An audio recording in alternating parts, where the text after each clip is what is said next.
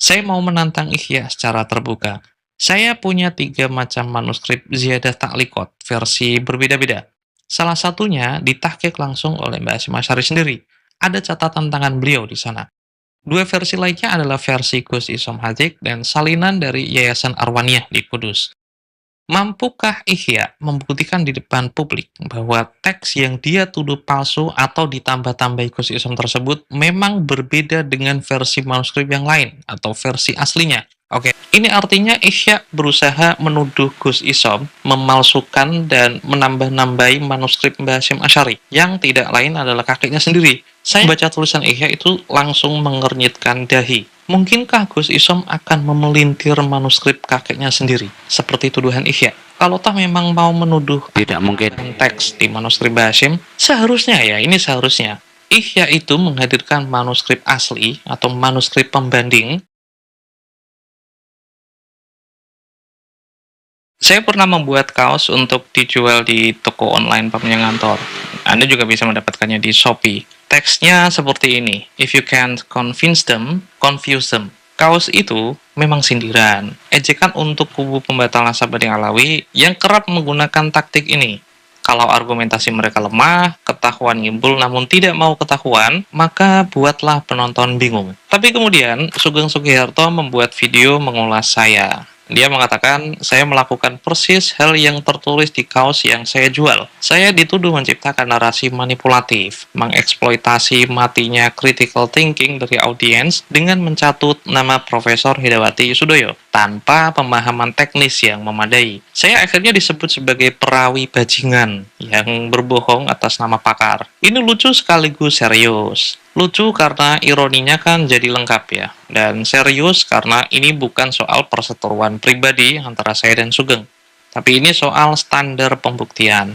Video ini akan berusaha membuktikan siapakah yang sebenarnya menggunakan taktik confusion. Bagi penonton yang baru di Pamitjang Kantor, Sugeng Sugiharto adalah insinyur pangan sekaligus karyawan BRIN yang aktif memproduksi konten untuk membatalkan nasab Bani Alawi. Bani Alawi, atau yang dikenal dengan Sayyid Hadrami di kalangan intelektual di Barat, adalah keluarga besar asal Hadramaut yang mengklaim sebagai keturunan Nabi melalui Imam Ali bin Abi Thalib. Perlu dipahami bahwa dalam tradisi Arab itu, kawan-kawan, nasab dihitung hanya dari jalur ayah. Dan Nabi Muhammad tidak memiliki keturunan laki-laki yang bertahan hidup. Semua orang yang mengklaim sebagai keturunan Nabi sebenarnya keturunan menantu beliau, yaitu Imam Ali melalui 2 anak Sayyidah Fatimah, Imam Hasan dan Imam Husain. Alat utama Sugeng adalah analisis Y kromosom, semacam kode genetik yang turun dari ayah ke anak lelaki dan seterusnya, lelaki ke bawah terus. Saya kan sudah membongkar berkali-kali argumennya dengan merujuk para pakar yang relevan,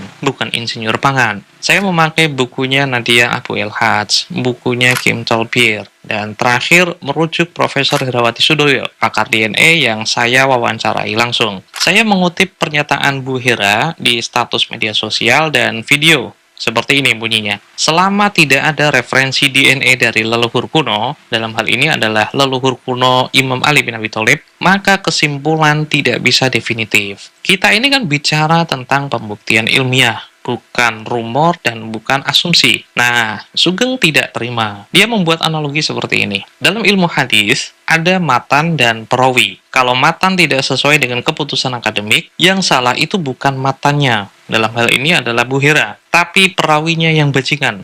Saya perawinya. Sugeng menuduh saya 2 hal. Pertama, saya membuat orang bingung, dan yang kedua, saya berbohong atas nama Bu Hira. Oke, video ini akan berusaha memeriksa kedua hal itu. Tapi untuk kali pertama, saya ingin menunjukkan pola sistematis di kubu pembatal nasab Bani Alawi dulu. Ki Imad dan juga Nur Ihya, Nur Kemeruh Ihya. Temanya adalah Mbah Hasyim Asy'ari, dan saya sengaja memilih tema ini karena terbilang anget dan masih segar di ingatan. Sejarawan Asad Shahab itu pernah menulis bahwa Mbah Hasyim Asy'ari, pendiri Nahdlatul Ulama dan Rois Akbar PBNU, punya beberapa guru dari kalangan habaib saat belajar di Mekah. Asad menyebut 3 nama, Habib Ahmad Al-Attas, Sayyid Husain Al-Habsyi, dan Habib Alwi Assegaf. Ki Imad menyerang tulisan ini. Tanggal 21 Desember, dia bilang ketiga nama itu hoax, murni rekayasa Bani Alawi. Tapi lihat timeline-nya. Tanggal 19 Desember, 2 hari sebelumnya, Ki Imad mengatakan Husain dan Alwi itu patut diduga merupakan kedustaan Asad Syahab. Patut diduga, bukan hoaks murni. Tanggal 21 Desember berubah menjadi hoaks murni dari Bani Alawi. Di hari yang sama, secara kebetulan, saya menemukan manuskrip dari Mbah Hashim Asy'ari sendiri. Judulnya Ziyadah Ta'liqat. Dan di sana tercatat bahwa Mbah Hashim menerima riwayat hadis Muslim dari Habib Husain Al-Habsyi di Mekah. Tapi tanggal 22 Desember, Ki Imad merespon saya. Rommel itu harus jujur bahwa penulis itu mengatakan Husain dan Alwi patut diduga merupakan kedustaan Asad Syahab. Coba lihat, dari hoaks murni kembali ke patut diduga setelah bukti muncul tanpa pernah mengakui salah. Ki Imad bilang begini, mustahil Mbah Hashim itu belajar kepada Ahmad Alatas. Apa alasannya? Berdasarkan kitab Uqudul Almas, Ahmad Alatas itu kembali ke Yaman pada tahun 1279 Hijriah. Sementara Mbah Hashim baru datang ke Mekah sekitar tahun 1308 Hijriah. Kesimpulan Ki Imad, keduanya tidak mungkin bertemu. Ini kan terdengar logis. Tapi kalau Anda itu membuka Uqudul Almas halaman 11 dan 12, kitab itu sebenarnya sedang membahas fase pendidikan Habib Ahmad Alatas, periode mondok, bukan seluruh riwayat hidup beliau. Nah, memang kebiasaannya Ki Imad itu kayak gitu ya, Polo. Dia mengambil sepotong tulisan dari sebuah kitab, baru dijadikan untuk menyerang para habaib. Padahal di tulisan selanjutnya itu bertentangan dengan yang dia baca. Nah, itu dari sini terindikasi bahwa memang dia ini benar-benar niat buat kisruh ya, gak niat mencari kebenaran. Tetap tahun 1279 Hijriah, beliau itu boyong setelah 5 atau 6 tahun mondok di Mekah, dan usia beliau sewaktu pulang mondok dari Mekah itu 20 atau 21 tahun. Uqudul Almas tidak pernah bilang Habib Ahmad Alatas itu setelah boyong tidak pernah kembali lagi ke Mekah. Ki Imad yang menciptakan kesimpulan itu sendiri. Pertanyaannya, apakah Habib Ahmad sekalipun tidak pernah ke Mekah setelah boyong mondok dari Mekah itu? Logikanya begini, Habib Ahmad itu kan wafat pada usia 77 tahun. Beliau itu boyong dalam usia 21 tahun. Artinya, beliau masih hidup 56 tahun setelah beliau mondok. Mungkinkah dalam 56 tahun di sisa hidup beliau, beliau tidak pernah sekalipun keluar Yaman, tidak pernah sekalipun kembali ke Mekah untuk haji misalnya? Saya akan menjawab pertanyaan itu di video awal tahun nanti, tapi konteks dari video yang sedang kalian tonton adalah inilah taktik mengaburkan fakta. Ki Imad mengutip sumber, menyebut judul kitab itu, menyebut halamannya juga, tapi menambahkan kesimpulan yang tidak ada di sumber tersebut. Pembaca yang tidak punya akses ke Uqudul Almas, tidak mampu menangkap maksud dari Uqudul Almas, tentu saja akan percaya begitu saja. Setelah saya menunjukkan manuskrip Mbah Hashim sendiri, Ki Imad merespon dengan teori yang cukup lucu. Konsep guru murid. Jadi, isi sebuah kitab jika dibaca sepotong-sepotong seperti yang dilakukan Ki Imad, ya ini menimbulkan tidak benar ya teman-teman ya. Ketika yang menemukan atau yang ketemu dengan omongan-omongan Ki Imad ini adalah orang-orang awam, orang-orang yang tidak cukup ilmunya, maka otomatis dia akan percaya begitu saja. Tapi ketika yang menyimak omongannya ataupun tulisannya Ki Imad itu adalah orang-orang berilmu seperti Gus Rumail ini, apalagi beliau ahli sejarah ya, manuskrip-manuskrip di mana dicari sama Gus Rumail ini, dan beliau benar-benar datang ke lokasi, Bolo. Nggak hanya Google, nggak hanya browsing di Google ya. Gus Rumail langsung mendatangi negara yang diperlukan untuk ditemukan manuskripnya, itu beliau datangi Gus Rumail ini, nggak main-main ya. Nah, tapi Ki Imad dan tim geng begal nasab ini, mereka modalnya yaitu Google, searching Google, kemudian disebarluaskan. Nah, beda ya sama ahlinya ya, Gus Rumail ahlinya.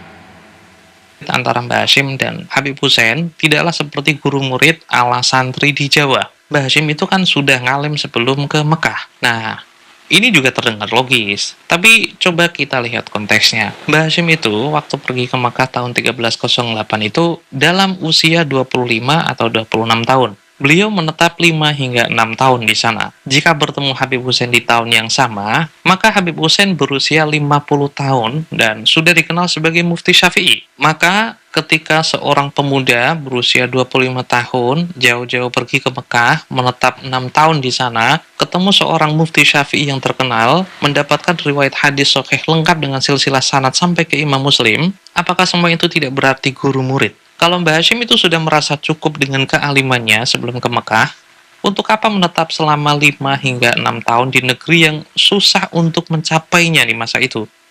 Tentu saja jawabannya sederhana. Mbah Hashim itu pergi ke Mekah selain untuk menjalankan ibadah haji, juga bermaksud untuk mencari ilmu dari banyak guru yang berada di pusat keilmuan di masa itu, yaitu Mekah Al-Mukarramah.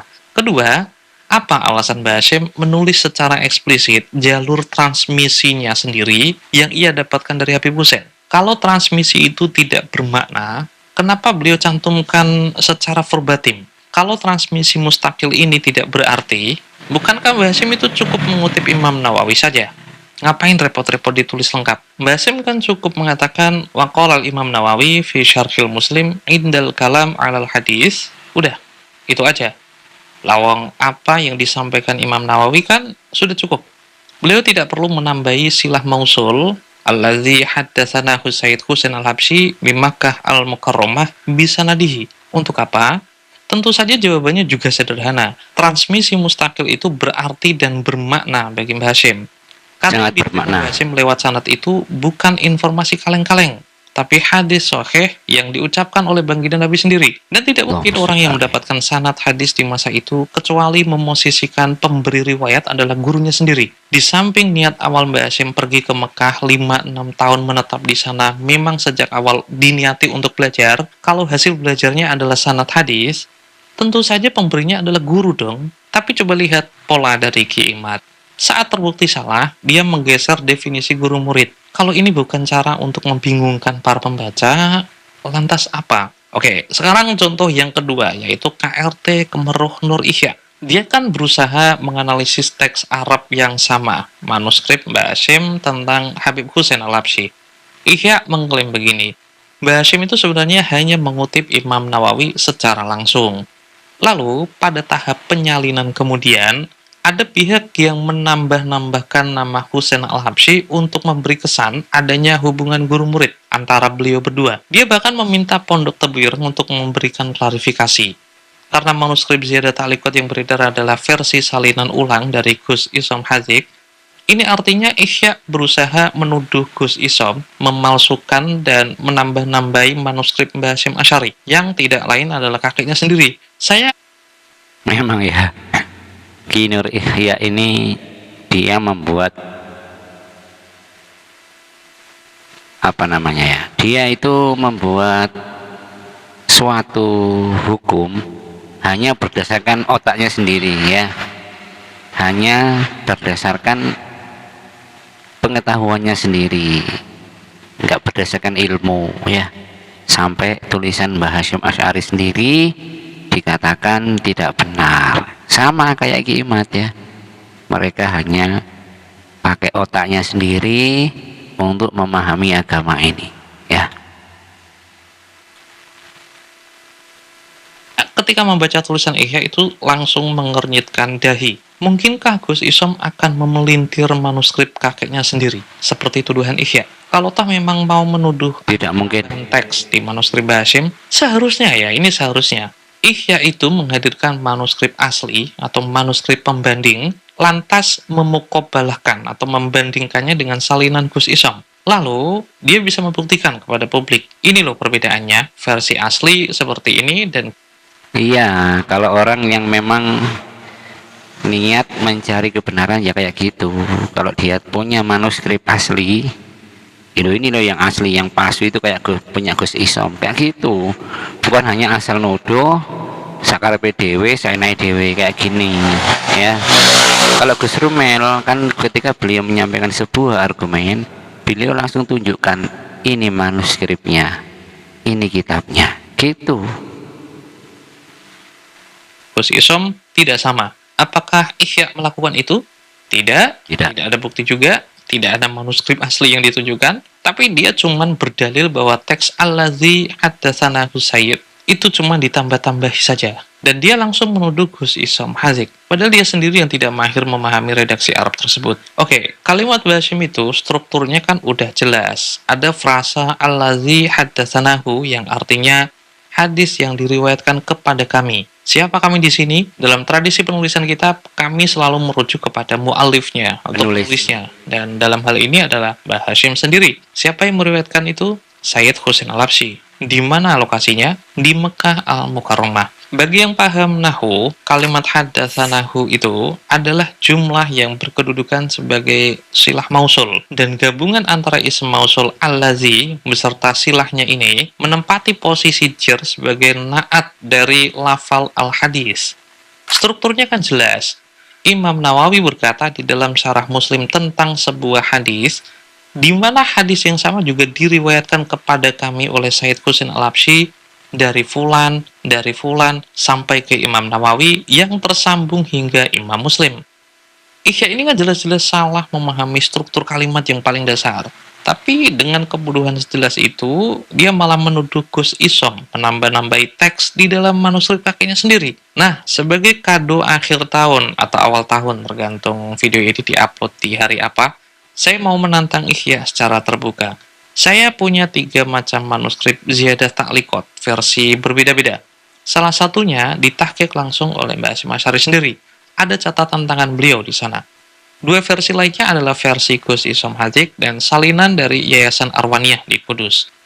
Mampukah Ihya membuktikan di depan publik bahwa teks yang dia tuduh palsu atau ditambah-tambahi Gus Isom tersebut memang berbeda dengan versi manuskrip yang lain atau versi aslinya? Oke, sekarang tuduhan yang kedua.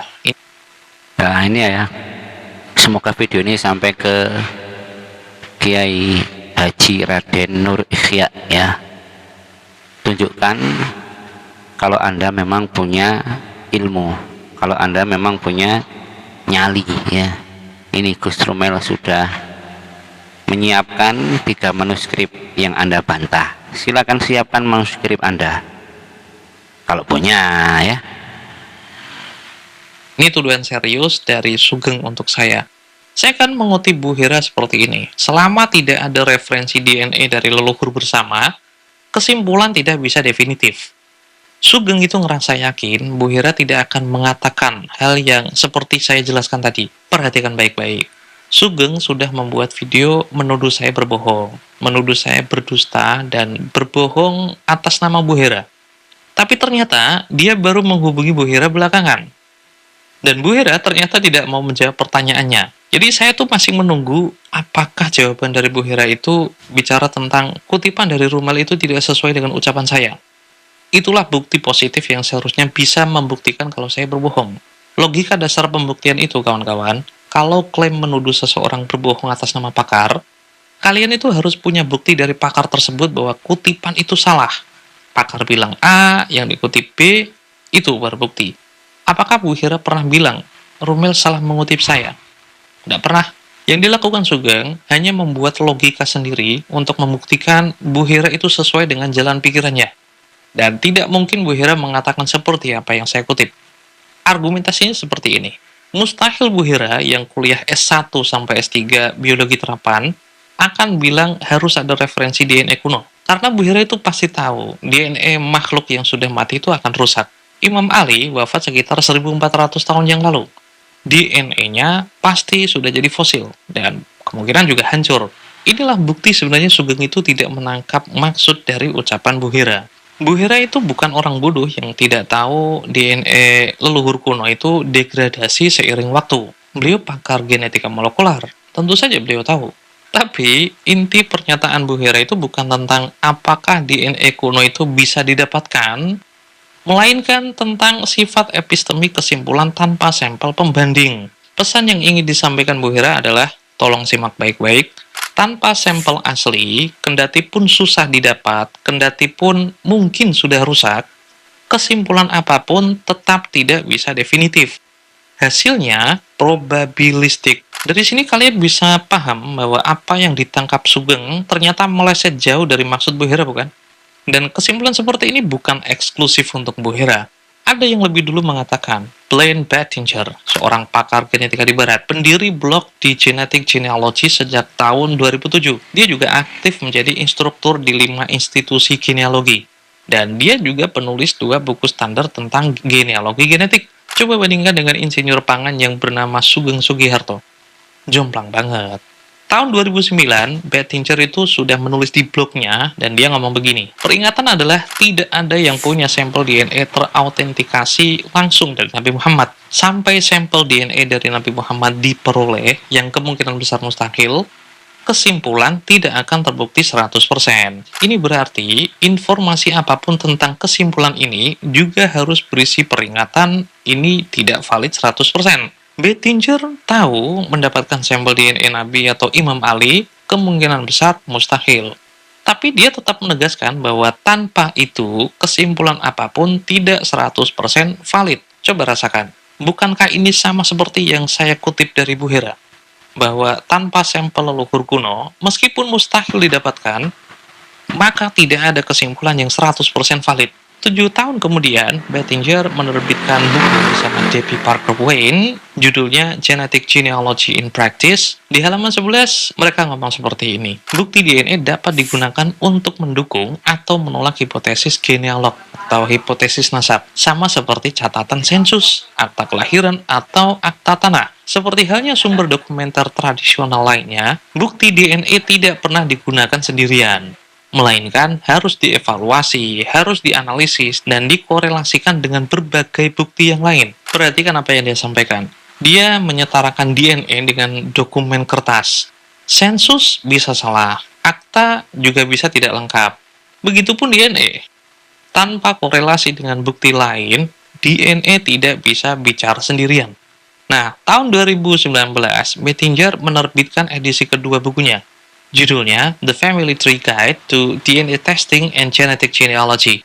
Di bab 2 yang berjudul Kesalahpahaman Umum, hal pertama yang dia bahas adalah ini, misconception. DNA itu bukan sulap. Sama seperti catatan sensus atau akta tanah itu gak bisa memberikan semua jawaban untuk pertanyaan nasab Anda, DNA itu bukan solusi ajaib untuk semua permasalahan riset. Bettinger menempatkan ini sebagai poin pertama yang harus diruntuhkan. Urgensinya bisa jelas kalian rasakan. Hal ini karena banyak orang mengira tes DNA akan otomatis memberikan pohon silsilah lengkap tanpa kerja keras. Kalian tinggal tes DNA di Family Tree atau 23andMe dan clear. Kalian bisa mencari pertanyaan yang sesederhana itu. DNA adalah data mentah yang membutuhkan interpretasi.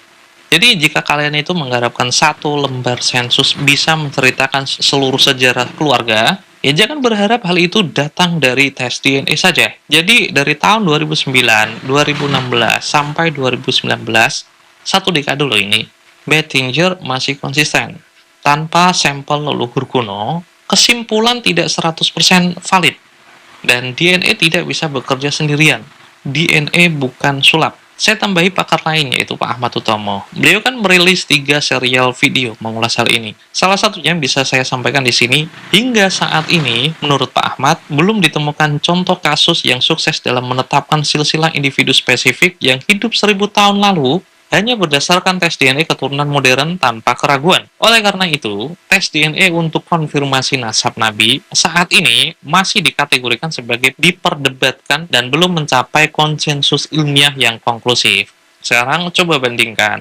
Bu Hera ngomong ke saya, bukti rekamannya ada, selama tidak ada referensi DNA leluhur, kesimpulan tidak bisa definitif. Bettinger juga mengatakan, sampai sampel DNA dari Nabi itu diperoleh, yang kemungkinan besar mustahil, maka tidak ada kesimpulan yang 100% valid. Pak Ahmad juga mengatakan, hingga saat ini, belum ditemukan contoh kasus yang sukses dalam menetapkan silsilah individu spesifik yang hidup 1000 tahun yang lalu hanya berdasarkan tes DNA keturunan modern tanpa satupun keraguan. Apakah saya berbohong atas nama Bu Hera? Atau saya sebenarnya ini mengutip pernyataan yang sejalan dengan pakar-pakar genetika yang lain? Apakah logika Sugeng itu benar? Mustahil Bu Hera bilang begitu karena beliau tahu DNA fosil itu pasti rusak. Ataukah Sugeng itu yang justru keliru? Karena semua pakar itu tahu DNA fosil itu akan rusak, Tapi mereka tetap bilang, tanpa sampel leluhur kuno, ya tidak ada yang definitif. Nah, saya tambah yang lebih lucu. Sugeng itu kan menyerang sumber lain yang saya kutip. Dia bilang, Kim Tolkier dan Nadia Abu Elhaj hanya antropolog, bukan ahli molekuler. Ini pun argumen keliru. Kim Tolbier atau Abu Elhaj adalah pakar dalam konstruksi sosial dari klaim leluhur genetik. Tugas mereka itu, kawan-kawan, melakukan analisis historis, antropologis, dan sosial terkait bagaimana data genetik itu ditafsiri dan dimaknai dan diterjemahkan. Maka, kalau kalian mau tahu apakah mutasi Y kromosom terjadi dengan kecepatan tertentu, ya silakan tanya ahli molekular. Kalau kalian mau tahu apakah klaim Y kromosom ini apakah benar milik Imam Ali atau tidak secara epistemik tanpa sampel langsung dari Imam Ali, ya tanyakan antropolog, tanya sejarawan, tanya ahli genetika populasi yang ahli merekonstruksi sejarah lewat data-data genetika seperti ini. Jangan tanya insinyur pangan. Sugeng sendiri kan yang menuntut orang itu untuk bicara sesuai dengan kredensi dan kepakarannya. Tapi lihat kredensinya sendiri, insinyur pangan. Sejak awal saya itu tidak punya masalah dengan kepakaran ini. Saya cuma masalah ketika dia itu membatalkan nasab orang setiap hari, padahal bukan kepakarannya. Karena insinyur pangan itu tidak pernah dilatih memahami migrasi populasi manusia.